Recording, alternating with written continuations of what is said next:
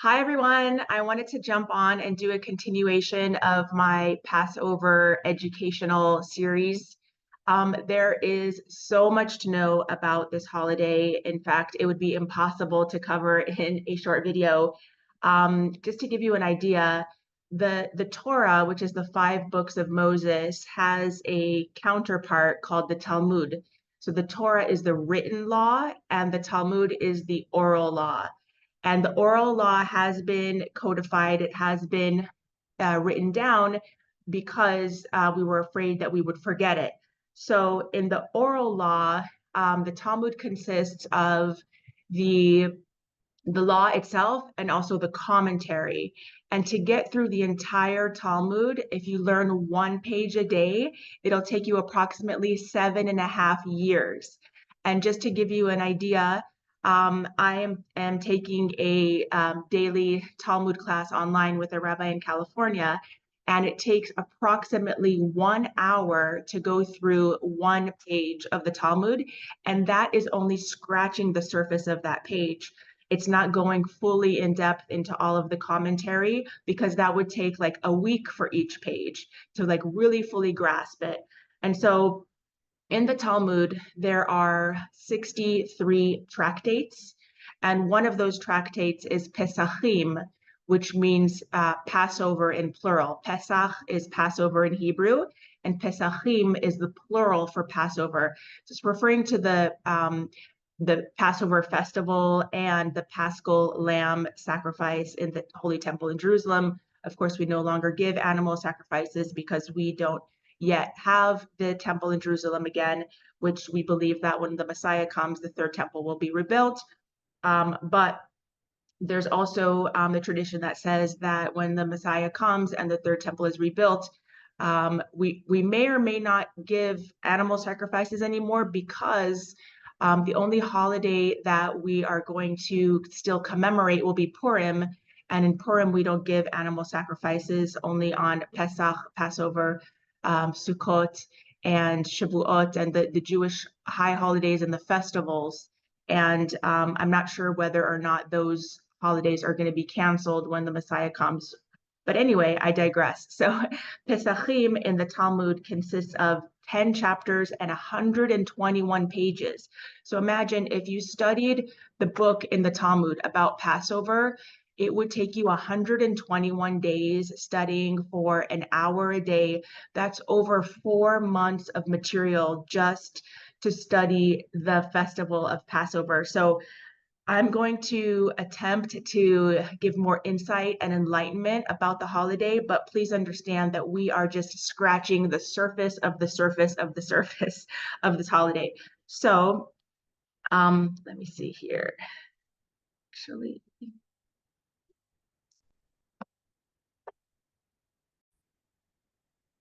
all right, sorry about the interruption. I had to go get my readers. I had laser eye surgery a few years ago and it worked, but this writing is so small, I can't even read it with my new eyes. So this is a Humash, or actually it's a Siddur, which is a prayer book, but it also has the readings of the Torah during the festivals. And so I read the the chapters that had to do with Passover, and I'm going to share some excerpts with you. And you could see the book is Hebrew and also English.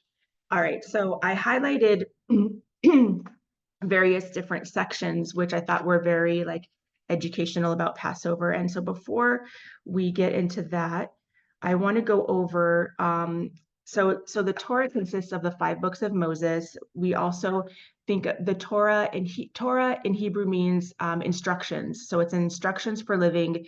It's also the blueprint of creation, and it's also the story of the Jewish people from creation until going into the land of Israel. And so the five books have been translated kind of awkwardly into English. So I'm going to go over the Hebrew names of the five books of Moses, what they actually mean, and how they've been translated. So the first book, so this is in chronological order, is Bereshit, and Bereshit means in the beginning. So this one was translated pretty accurately. It means Genesis, which means beginning, right? Okay, then the next book is called Shemot, but Shemot means names. and it's been translated as Exodus. Go figure. I don't know who made these translations. The third book is called Vayikra, and it means and he called, and that will be translated as Leviticus. The fourth book of Moses, or the Hebrew Bible, is called Bamidbar, and that means in the desert, was translated as Numbers, go figure. And then the last book is called Dvarim, which means in modern Hebrew, Dvarim are things, but it comes from the word Diburim, which means sayings or speeches. So just like in Genesis, when God said, let there be light, and there was light, there's a very big connection between words and things, objects. So because when God said something, it came into existence. So likewise, we should always be very cautious and mindful about our speech, because whether we see it or not, we are also creating, whether it's on a physical level or on a spiritual level. Okay, so the first excerpt that I'm going to share with you, it comes from the Torah reading for the first day of Passover, Pesach. And nowadays, since we don't give offerings of sacrifices, we read from the Torah and we have our meals, and that is like what we do instead in lieu, since we don't have the temple. So it says, this is the part of the fourth Aliyah, and it comes from Exodus chapter 12, verses 21 through 51. And you'll see that these chapters that I'm going to share with you, they don't go in chronological order. It kind of like jumps all around. And the Egyptians pressed the people to send them out of the land in haste, for they said, we shall be dead. The people took their dough before it was leavened, their kneading troughs bound up in their cloths on their shoulders. The children of Israel did according to the instructions of Moses. So that is why we eat the unleavened bread, which is behind me. So behind me is the shmura matzah. Shmura matzah is round matzah. It is made by hand and it is carefully guarded. That's what the word shmura means in Hebrew. It means guarded. It has like a higher and stricter kashrut or kosher supervision. And it's to make sure that it does not become leavened. So it has to be cooked within 18 minutes. And it's like considered the creme de la creme of matzahs. And you're supposed to have shmura matzah on the Passover Seder because it's like considered the best quality matzah. However, in terms of taste, it tastes like cardboard, and it usually tastes like it's burnt also. So it doesn't taste good, and it really gives us an idea of the saying, the bread of our affliction. It also has an afflicting characteristic of constipation.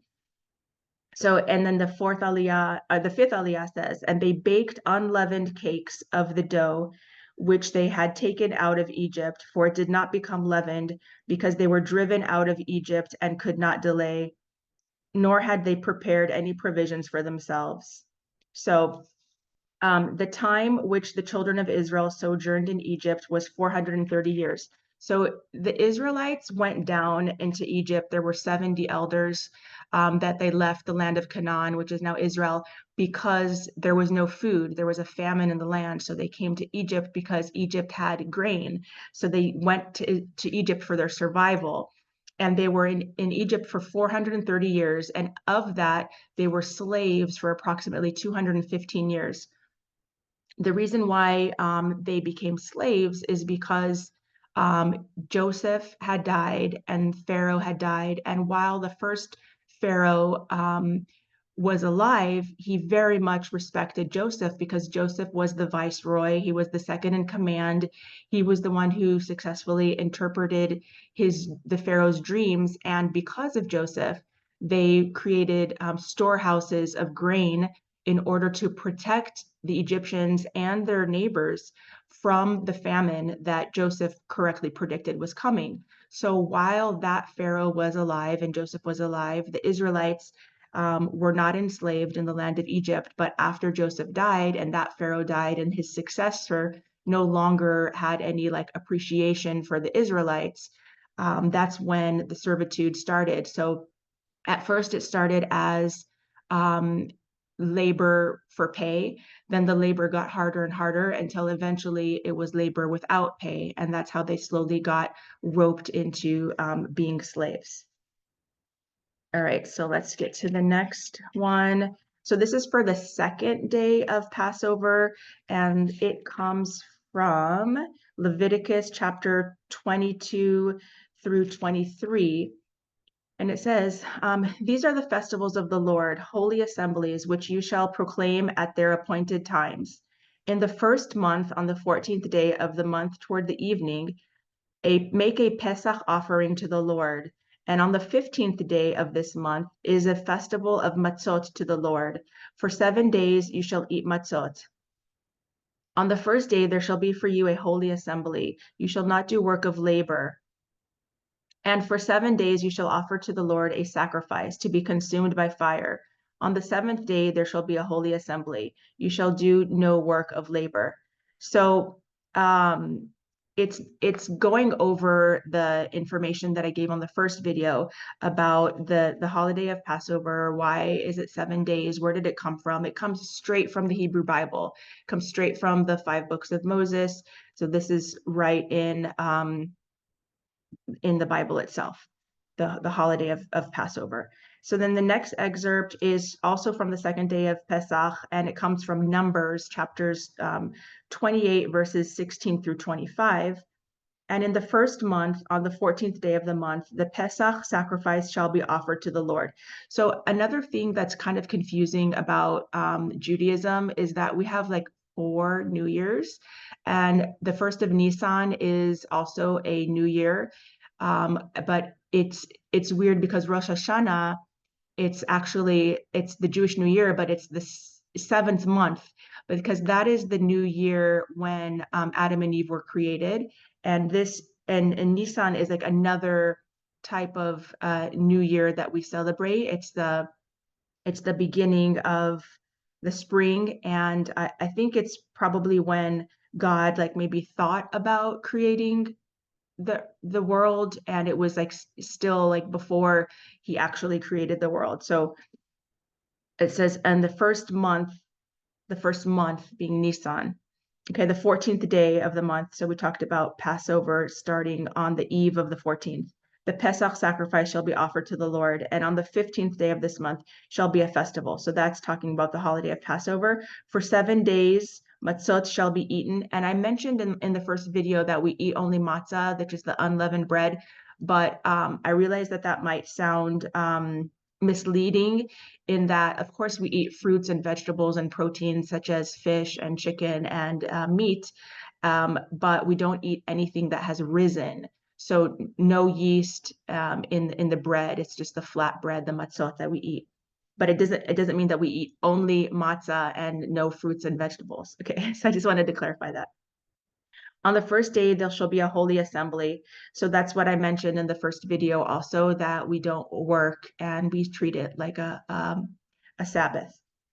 And then we used to offer sacrifices in the days that when the temple was still there. Okay, so then the next one is for the first intermediate day of Passover. And this excerpt comes from Exodus chapter 13, verses 1 through 16. 7 days you shall eat matzot, and on the 7th day there shall be a festival to the Lord. So it's repeating the same thing that it said previously in another book, in Leviticus. It's repeating the same thing in Exodus. So you could see that the holiday of Passover is repeated over and over again in the 5 books of Moses. In the various different books, there's various different excerpts that are all related to the holiday of Passover. The next one is on the 3rd day of the intermediate days of Passover. It comes from Exodus chapter 34, verses 1 through 26. And the Lord said to Moses, "Hew for yourself 2 tablets of stone, like the first ones, and I will write upon the tablets the words which were on the first tablets that you broke. Be ready for the morning, and in the morning ascend Mount Sinai and stand before me there on the top of the mountain. No man shall go up with you, nor shall any man be seen on the whole mountain, nor shall the flocks or the herds graze before that mountain." So it's very interesting because the Jewish people believe that when Moses went up to Mount Sinai, not only did he receive the 10 Commandments, but he received the entire Torah, the entire 5 books of Moses, which he gave over to Joshua, his, is it called predecessor, the one that comes after you? His, I forgot the word. So the one that came after him was Joshua, and then Joshua taught the elders, and then the elders taught the Israelites the entire Torah. So when Moses was up there on the mountain, he was up there for 39 days, and the Israelites miscounted. They thought it was 40 days. And then the Satan, which is Satan, the devil, he did something pretty evil. And what he did was that he created a cloud to look as if Moses was laying down, as if Moses was dead. So when the Jewish people saw this cloud, they thought, oh my gosh, our leader is dead. What are we going to do now? And they were frantic. And so Aaron, to stall the people, he said, okay, just give me all of your gold. And then he melted it down. And then what happened was, now I have to backtrack in the story, and then I'm going to circle back to where I just left off. When Joseph died, he was buried in Egypt, but before he died, he said, I want to be buried in Israel. So take my bones with you to Israel. And the Egyptians wanted him to stay in Egypt. So they unburied him in Egypt, and then they threw his casket in the Nile. And then when it came time to leave, Moses wanted to get Joseph's bones back. So what he did was he took a piece of ceramic, like a piece of dried clay, maybe it was like a broken pottery or something. And he wrote the tetragrammaton on it. It's the holy, ineffable name of God, the 4-letter name of God that we don't pronounce. And on the back, he wrote Ya'aleh Shol, which means let there arise a bull. And Shol was one of Joseph's nicknames. So when Moses took this piece of clay and he threw it into the Nile, then the casket of Joseph miraculously or magically, divinically, whatever you want to say, like rose out of the water. Then they were able to take it with them into what was then the land of Canaan, which is now the land of Israel. And so that's how they were able to bring Joseph with them. Now, what happened was that an evil person then saw what Moses did, and he took that little piece of ceramic and he kept it. And when Aaron melted down the gold that he was given, that evil person threw that little piece of ceramic into the molten gold, the melted gold. And then because it had God's name on it and it said, "Arise, bull," that's when the golden calf came out of the melted gold by itself. And because it had like God's name and everything in there, it created a like walking, talking golden calf. And because it was like this magical calf, then the Israelites, started worshiping it, even though they had just seen so many miracles in Egypt, the 10 plagues, the splitting of the sea. They still fell to idolatry, which, is very sad. So the next excerpt comes from the 4th intermediate day. וידבר השם אל משה במדבר סיני בשנת השנית לצאת מארץ מצרים. And the Lord spoke to Moses in the wilderness of Sinai in the 1st month of the 2nd year after they came out of Egypt, saying, the children of Israel shall make the Passover offering at its appointed time. Oh, so while they were sojourning in the desert, because after the golden calf, the punishment was that the Israelites had to wander in the desert for 40 years before being brought into the land of Israel, in order that everyone who worshiped the golden calf would die off and only their offspring would enter the land of Israel. So during those 40 years, they still celebrated Passover in the desert, and they still offered sacrifices because they had the Mishkan, and the Mishkan was the sanctuary that was a mobile sanctuary that they constructed and deconstructed every time they moved their encampment.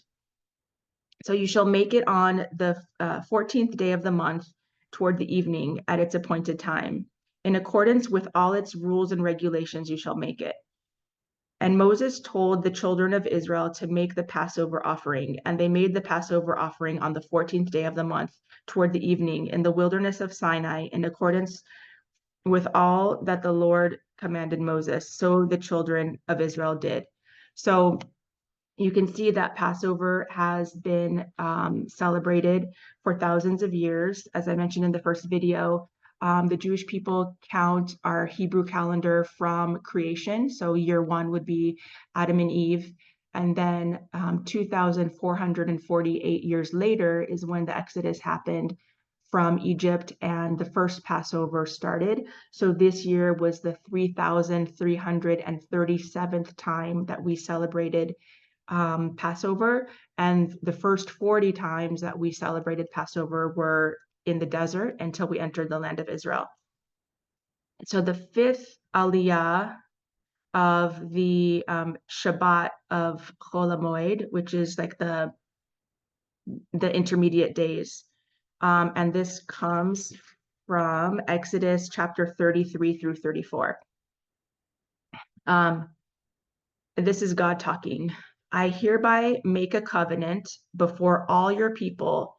I will perform wonders such as have not been performed on all the earth for any nation, and all the people in whose midst you shall see how awesome is the deed of the Lord, which I will perform for you. Oh, so this is another important part of the story, and that is that so when the 10 plagues happened, it not only was seen before the Israelites and the Egyptians, the whole world heard about the 10 plagues, about what God did for the Israelites in Egypt.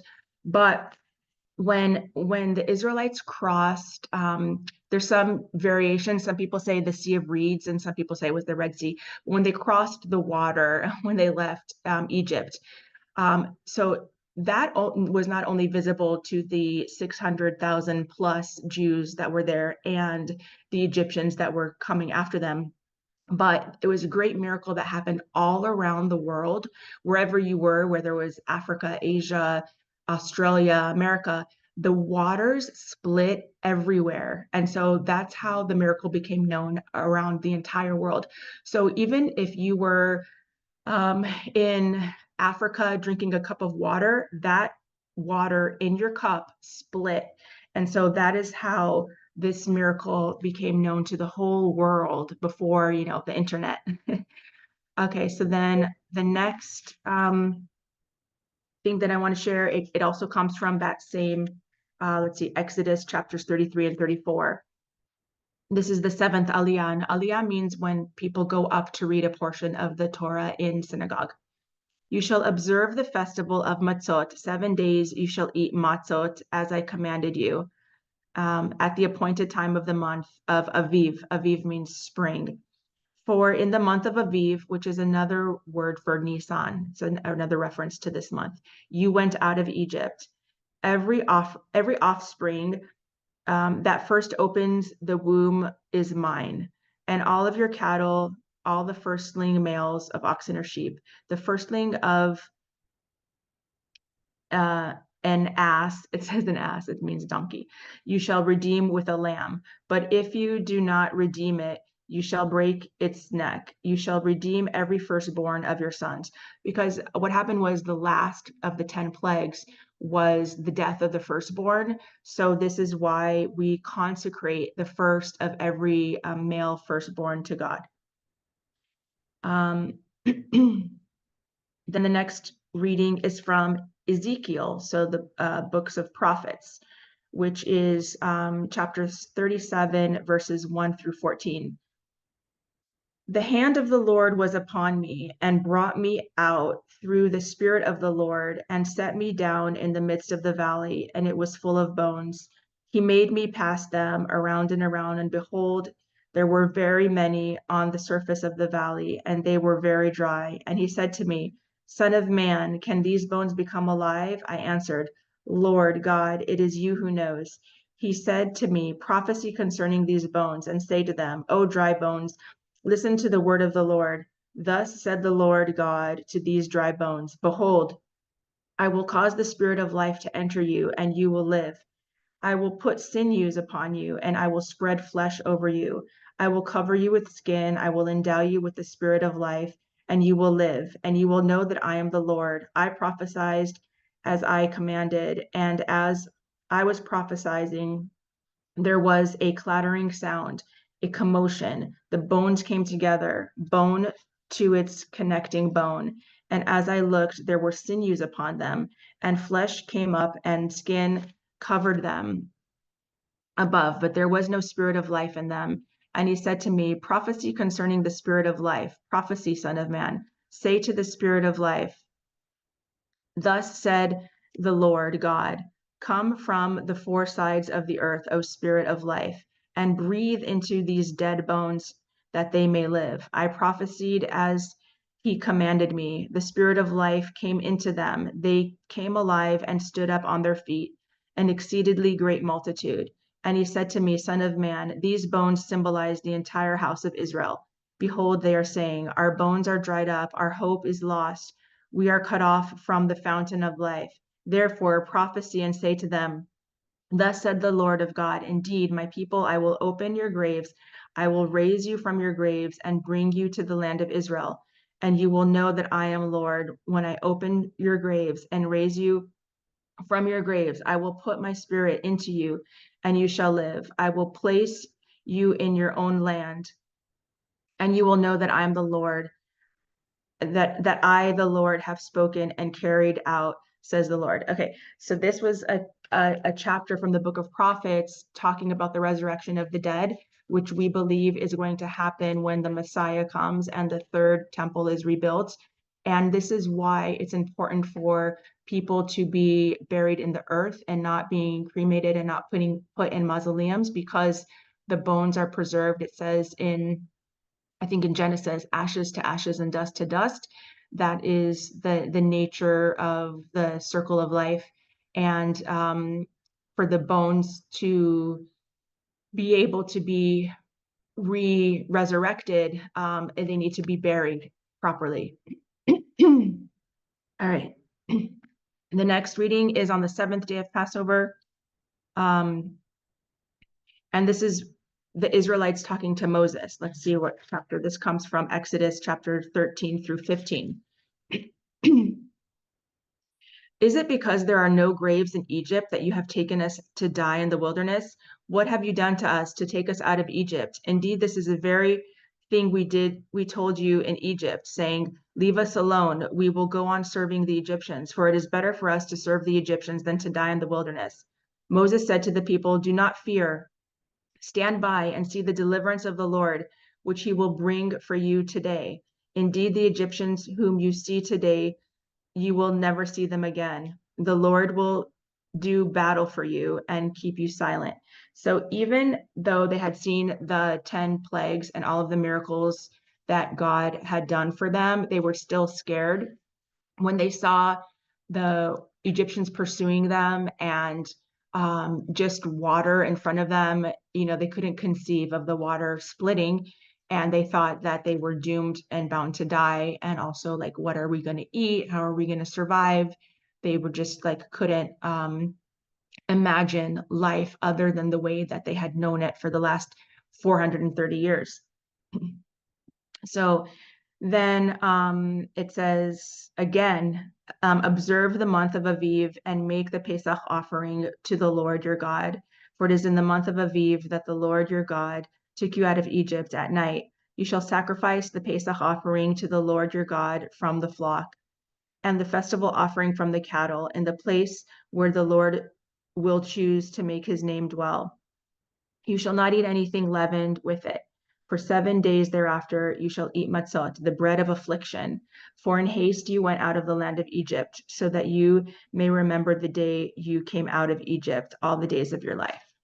Okay, and then the last one is the Haftorah for the last day of Passover, which comes from Isaiah, chapters 10 through 12.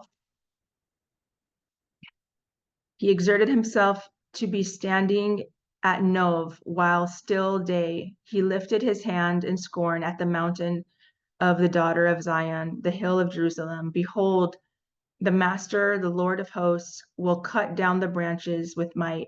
The tall ones will be chopped down, and the lofty ones will be brought low. He will strike down the thickets of the forest with iron, and the Lebanon shall fall through a mighty one. A shoot shall come forth from the stem of Ishai, and a branch shall grow forth out of its roots. And the Spirit of the Lord shall rest upon him, the Spirit of wisdom and understanding, the Spirit of counsel and strength, the Spirit of knowledge and fear of the Lord. He will be permeated with the spirit of the fear of the Lord. He will not judge by the sight of his eyes, nor decide by the hearing of his ears. He will judge the poor with justice and reprove with gentleness the meek of the land. He will strike the evil people of the land with the rod of his mouth, and with the breath of his lips he will slay the wicked. Justice will be the girdle for his waist, faithfulness the girdle for his loins. So it's talking about how things are going to be after the redemption of the Israelites. Let's see. Okay, so that's all from the readings of the Passover like excerpts from the Bible that I wanted to share with you. And now I'm moving to the Passover Haggadah. So the Haggadah also has Hebrew and English, and also explanations and also transliteration. So for those people who don't know how to read Hebrew, it has English letters in which you would read the English letters and it would sound like the Hebrew words. So one of the songs that we sing during Passover, it's called Avadim Hayinu. We were slaves to Pharaoh in Egypt, and the Lord our God took us out from there with a strong hand and an outstretched arm. Had the Holy One, blessed be he, not taken our fathers out of Egypt, then we and our children and our grandchildren would still be enslaved to Pharaoh in Egypt. Therefore, even if we were all wise, all men of understanding, all well versed in Torah, we would still be commanded to tell about the Exodus from Egypt, and whoever discusses the Exodus from Egypt at length is praiseworthy. All right. Right, the next excerpts from the Haggadah. It says, blessed is he who keeps his promise to Israel. Blessed is he. The Holy One, blessed be he, calculated the end of the bondage in order to do as he said to Abraham our father at the covenant between the portions, as it is said. And he said to Avram, know with certainty that your descendants will be strangers in a land which does not belong to them, and they will enslave them and oppress them for 400 years. Ultimately, I will judge the nation which they shall serve, and afterwards they shall leave with great wealth. So already in the days of Abraham, which was in the year 1948 from creation, it's almost 1,000 years before the Exodus happened. God like foreshadowed to Abraham about the exodus of Egypt. And he went down to Egypt, compelled by divine decree, and sojourned there. This teaches that our father Jacob did not go down to Egypt with the intention of settling there, but merely to live there temporarily. Remember I said because there was a famine in the land of Canaan. And they, Yaakov's sons, told Pharaoh, we have come to sojourn in the land, for there is no pasture for the flocks of your servants, for the famine is severe in the land of Canaan. And now, please let your servants dwell in the land of Goshen. Okay. So one of the reasons why Passover is called Passover is because of the sign that the Israelites put on their doorposts when the plague of the firstborn, the death of the firstborn was going around. That's the 10th plague of the 10 plagues. And it passed over the Jewish homes and it only afflicted the Egyptian homes. As it is said, I passed over you and saw your wallowing in your blood. And I said to you, through your blood you will live. And I said to you, through your blood you will live. I made you as numerous as the plants of the field, and you increased and grew and have become very beautiful. So this little excerpt was talking about how Israel started out with just 70 people leaving the land of Canaan. And when they left Egypt, they were over 600,000 people. And the last excerpt from the Haggadah of Passover that I wanted to share with you today. It says, and how much more so do we owe thanks to the present for the repeated and manifold favors he bestowed upon us. He brought us out of Egypt. He executed judgments against the Egyptians. He executed judgments against their gods. He slew their firstborn. He gave us their wealth. He split the sea for us. He led us through it on dry land. He drowned our oppressors in it. He provided for our needs in the wilderness for 40 years. He sustained us with the manna. He gave us the Shabbat. He brought us before Mount Sinai. He gave us the Torah. He brought us into Eretz Israel, the land of Israel. He built for us the Bet HaBchira, which is the Holy Temple in Jerusalem, to atone for our sins.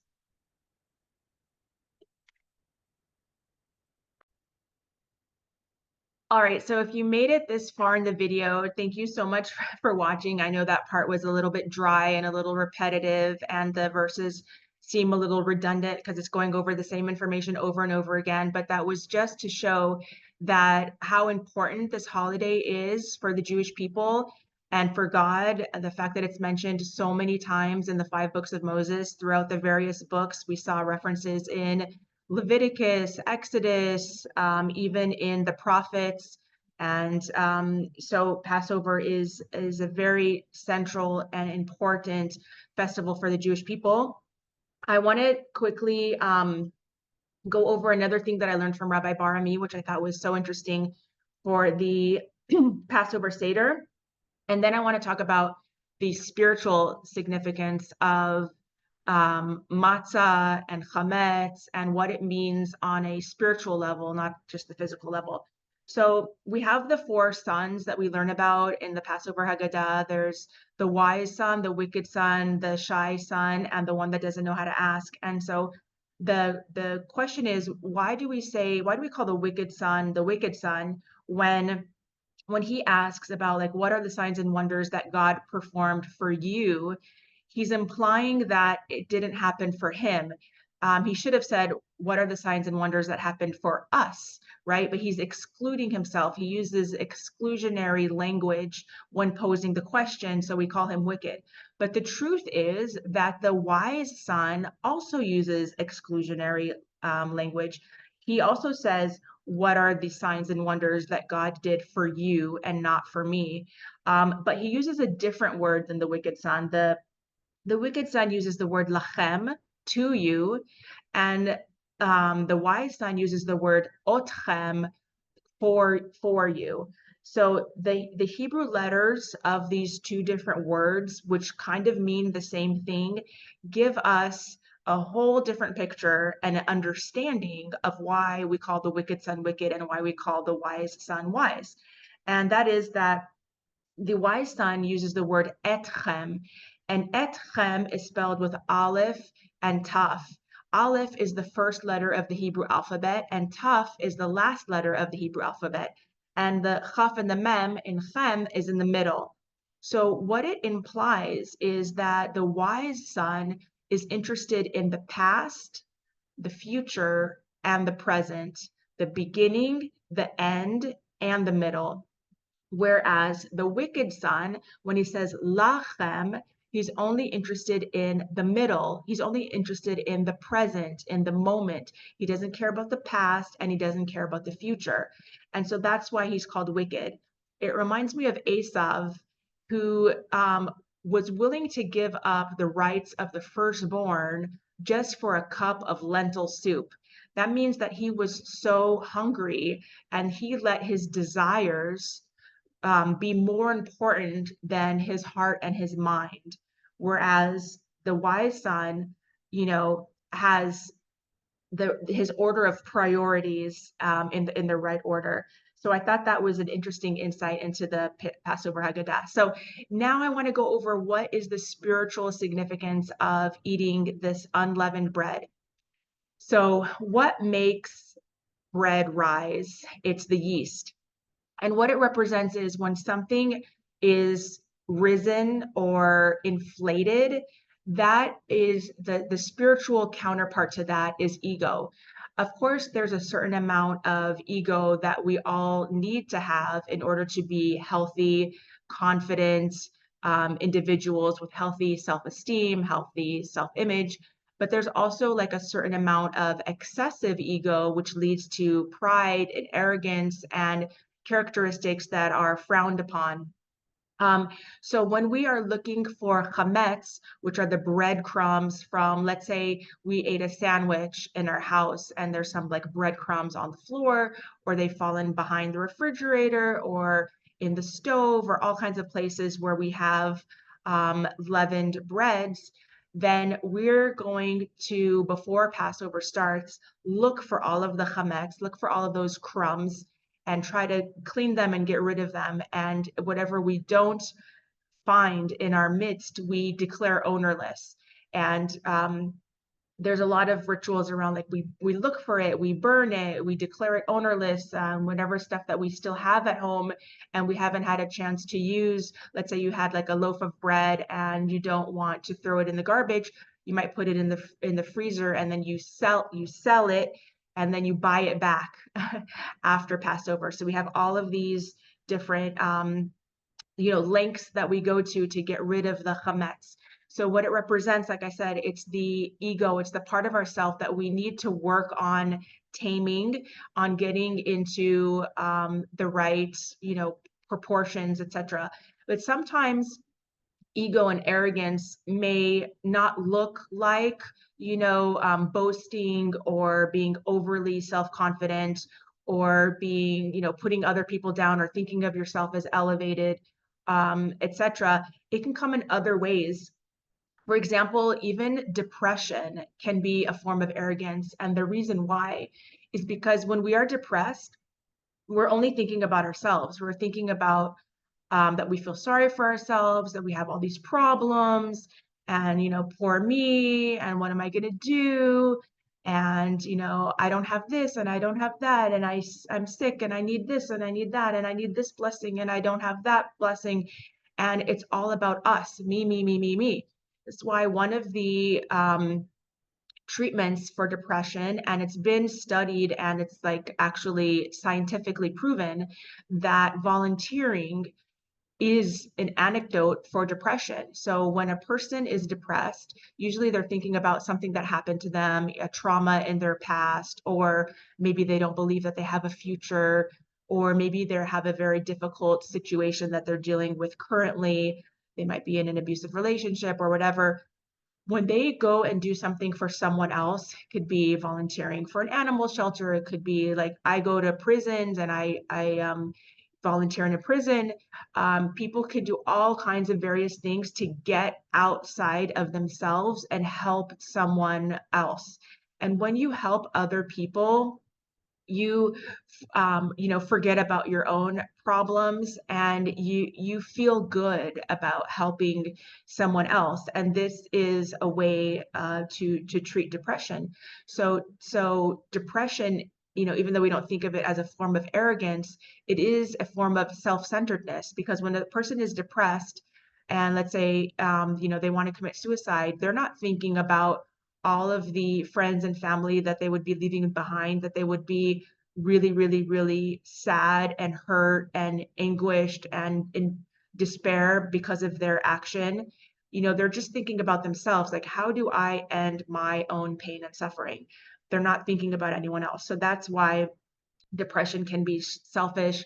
So can anger. Anger is like thinking like that things should be other than the way that they are. It's a lack of acceptance of the way things are, and that is because we think that things are supposed to be a certain way, and when our expectations don't meet reality, we sometimes get angry, like, why did this happen to me? And we become victims, or we start blaming. And that's also a form of selfishness, egotistical arrogance. So during this time when we're looking for the little crumbs of bread, the chametz, we should be also looking inside for those little crumbs in our personalities, our little like things that we need to work on improving our own character.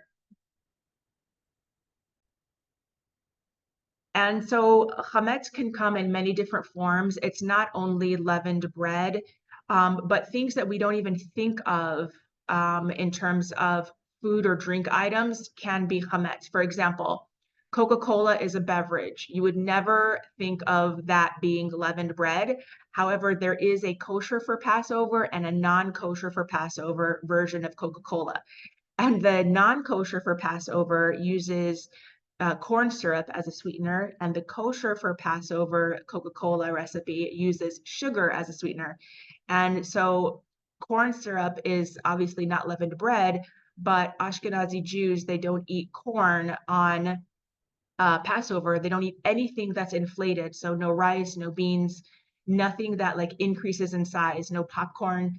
And so there's different formulas of different foods which render them kosher or non-kosher. And also, you could have like kosher for Passover cheese and non-kosher for Passover cheese or vinegar. And that's because of the level of supervision and or the processing of plants where those items are made may come into contact with other items that are processed in that plant that are not kosher for Passover. So it's a very intricate and very detailed holiday, and people go to many extremes to follow it. One example is that in our household, and many observant Jews do this, we're not special. My husband buys the whole family, all five of us, get new toothbrushes for the holiday of Passover. So we this of course is going above and beyond the letter of the law, but it's in the spirit of the law. We're showing God that okay, you commanded us all of these commandments about Passover, but we love you so much that we want to go above and beyond what you commanded us, and we want to show you how much we love you. It's like, if you're giving somebody a gift and they only expect, a small present, but you love them so much that you just shower them with gifts. So that's kind of the same way that we try to do as much as we can to show God that we love him and we appreciate him and we're thankful. So again, thank you so much for watching. I hope that you learned something new in this long recording, and I thank you again. If you made it to the end of this, please feel free to share. And of course, this is not the be all end all. As I mentioned, there is so much more, and I'm always learning more every year, adding to my Passover knowledge and my Jewish knowledge. There's just so much to learn. It's really, truly endless. I'm not a rabbi, I'm not an authority. I'm just a person who loves wisdom and I love to learn. So, and I love sharing it. And that's what gives me so much joy. And when I went to the prison, just quickly, I go once a month. And the first month I had just one lady in my Bible study class. The second month I had three. And then this week I had five. And it was such a joy to share with them the things that I learned. They really loved it. They ate it up and we really like connected. And I felt like such an appreciation. And it was just so great and fulfilling. And so I want to strongly encourage you, if you're not already doing some kind of volunteer work, please consider doing that, reaching out to your community and being of service, because not only is it a good deed, it's a very fulfilling and enriching thing that will give you a sense of meaning and purpose in your life. All right, thank you so much for watching. May God Almighty bless you in all that you do. Have a great day. Bye-bye.